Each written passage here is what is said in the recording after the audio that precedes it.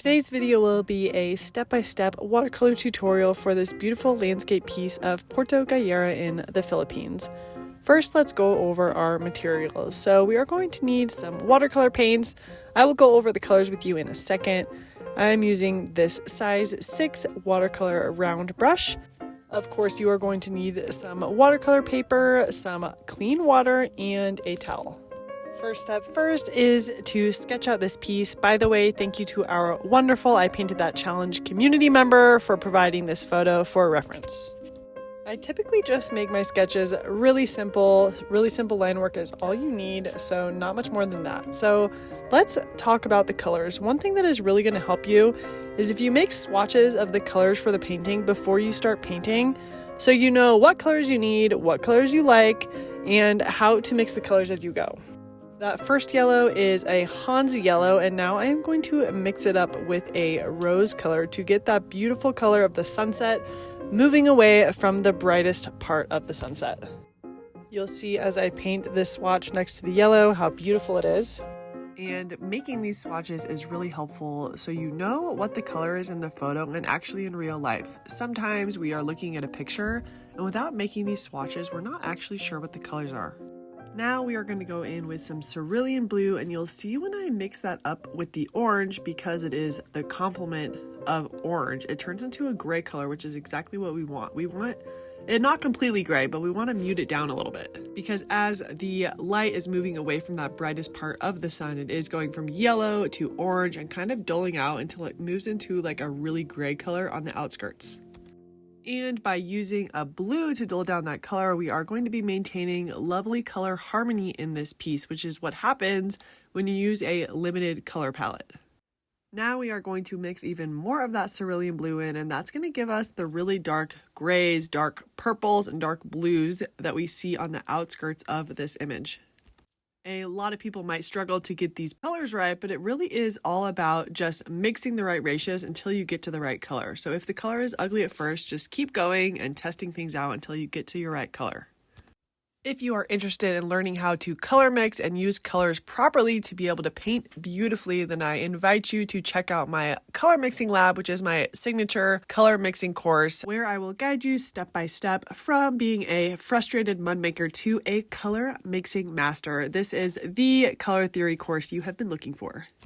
Or if you're not ready for that, I totally understand. Then I invite you to my free color mixing workshop, and the link to that is below in the description. Actually, the link to both of them. So if you want to check them out, especially sign up for the free color mixing workshop, you are invited to check that out. I would love to see you there. All right, now on to the painting. You can see that I left the brightest part of the sunset, that bright white of the paper, and that is really, really important to maintain that white because it is where the vibrancy, where that really, really vivid sunset is. Now, as we are moving away from that bright white part of the sunset, we are going to be adding in that yellow very gently. As I let that dry, I'm going to mix up my own browns for the sand of the beach and paint that in to just get that background color in. If you can get a gray by mixing complementary colors, you're going to be able to get browns by mixing 3 different primers. So that is what I'm doing with my limited color palette.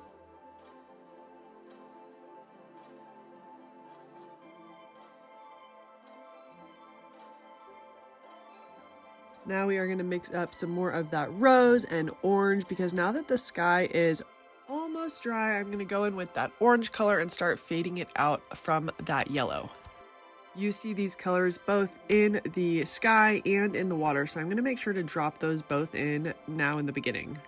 Now we're just going to paint for a little bit, and I will check in with you guys here in a couple of minutes.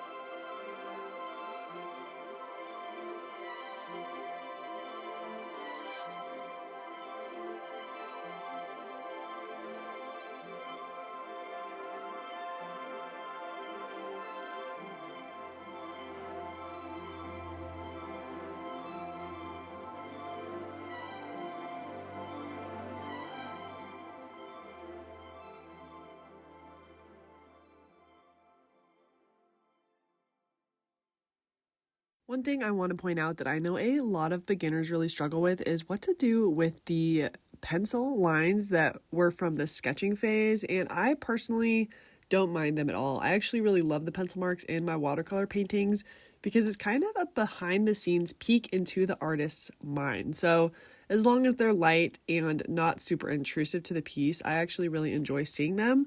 So if you have ever been bothered by your pencil marks, I invite you and encourage you to maybe rethink them and maybe to just kind of see them as friendly behind the scenes insights instead of intrusive and bothersome lines. Some people go in with watercolor pencil to sketch out and then it goes away as you paint, of course, but I just don't mind the pencil marks, so I just leave it. You can do whatever you want, but I just want to encourage you, if you've ever overthought your pencil marks, to let you know that there is a different way to just let them be.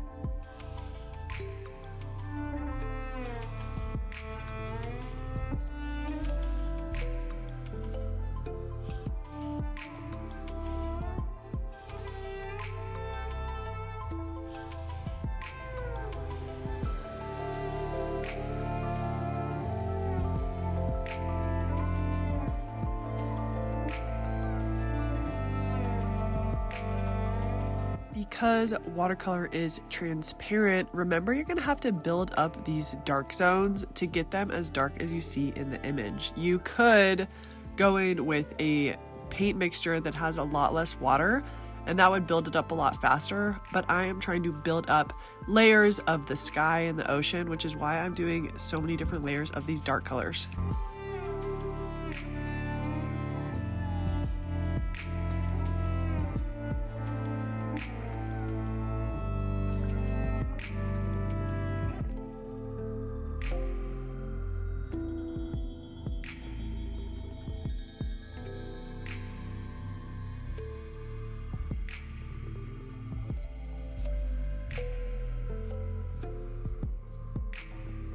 All right, now that I have the sky color bases mostly in, I'm gonna go in with that orange color and pop it out a little bit more. In the photo, you can see that the sky has so many different layers around that bright area. And you can see that as I put that orange in, it really pushes and pulls the depth of this image. I can't really overstate the importance, though, of keeping that white spot white. If you accidentally paint over it, you are going to lose that bright, vivid brightness of it. So you have to be super careful around that white area. And we're gonna go in with those dark colors over there. There are some clouds and some really light colors that come in, light purple gray colors that come in around that bright spot. And again, you're gonna have to just be super careful here to not muddy it up and paint over the spots that you wanna keep bright and vivid.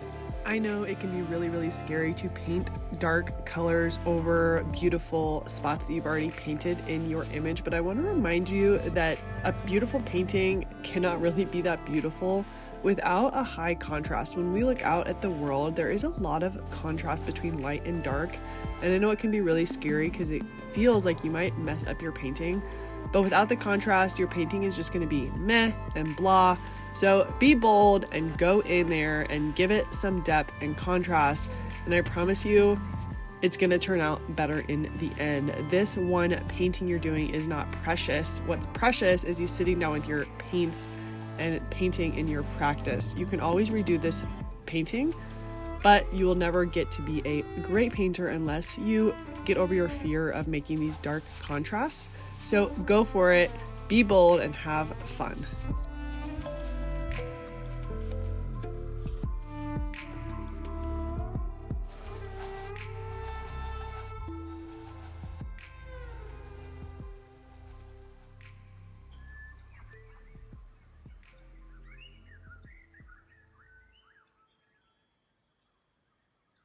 The reference image has people walking on the beach in this image, which I really like, but I really love this piece without any people either. I don't feel like I need signs of life, which people are usually great for. But if you want to learn how to drop in a person in your images, then I'm going to put a link right up here in the right, and you can click on that, and it is a tutorial for how to paint people super simply and drop them into any landscape.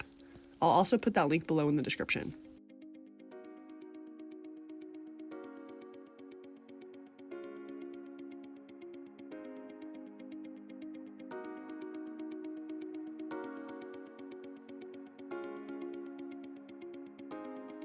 And all right, I feel really happy with this piece. I feel like it is really, really beautiful. I love the colors, and I know that painting those swatches beforehand really helped me keep me on track and give me a guide and a map for how to paint this. All right, well, that is a wrap. If you got value from this video, please hit that like and subscribe button and hit that notification bell so I can keep making these videos for you.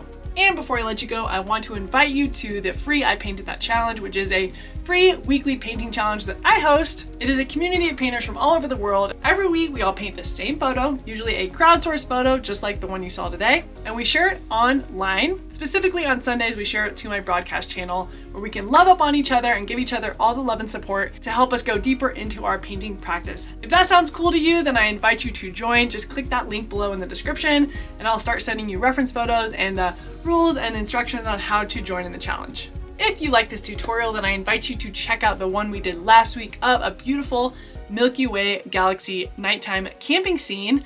If you want to watch it, you don't have to go anywhere. You just have to click on it because it's coming up right here.